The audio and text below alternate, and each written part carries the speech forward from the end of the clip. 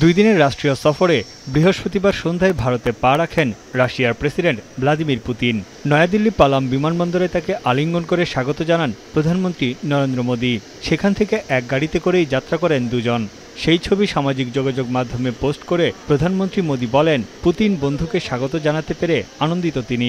এরপর মোদীর আমন্ত্রণে সরকারি বাসভবনে একান্ত নৈশভোজে অংশ নেন পুতিন। প্রায় ৩ ঘন্টার এই আয়োজনে অনানুষ্ঠানিক আলোচনা হয়েছে দুই নেতার মধ্যে।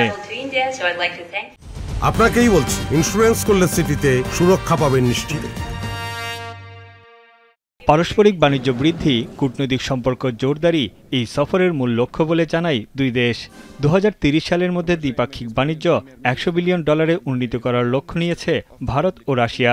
2021 সালে দ্বিপাক্ষিক বাণিজ্য ক্রমাগত বাড়লেও সম্প্রতি তা আবার কমতে শুরু করেছে।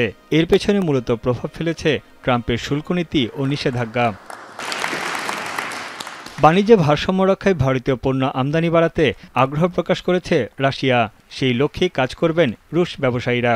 বর্তমানে রাশিয়ান আমদানি বাণিজ্যে ভারতীয় পণ্যের অবদান মাত্র 2%। বাণিজ্য বৃদ্ধির মধ্য দিয়ে দুই দেশের সম্পর্ক উন্নয়নে একটি কৌশলগত পথ তৈরি হবে বলে মনে করে মস্কো ও নয়াদিল্লি। এদিকে সফরের আগে ভারতীয় এক গণমাধ্যমকে দেয়া এক সাক্ষাৎকারে পুতিন বলেন, যুক্তরাষ্ট্র যদি রুশ জ্বালানি তেল কিনতে পারে তাহলে ভারত কিনলে দোষ কোথায়? Это складывалось годами и не имеет отношения к текущей конъюнктуре.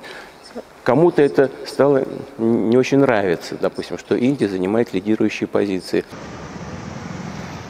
রুশ প্রেসিডেন্ট পুতিনের সফর ঘিরে সাজ রবে সেজেছে নয়াদিল্লি।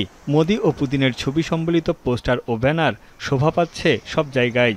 ভারতের অমৃতসর শহরে পুতিনের 7 ফুট উঁচু একটি প্রতিকৃতি এঁকেছেন একজন শিল্পী। এছাড়া দেশটির পবিত্র নগরী হিসেবে পরিচিত বারাণসীতে গঙ্গার তীরে 1000-এর বেশি প্রদীপ জ্বেলে পুতিনের নাম লিখে স্বাগত জানানো হয়। তানভীর জনি, এখন বিশ্ব।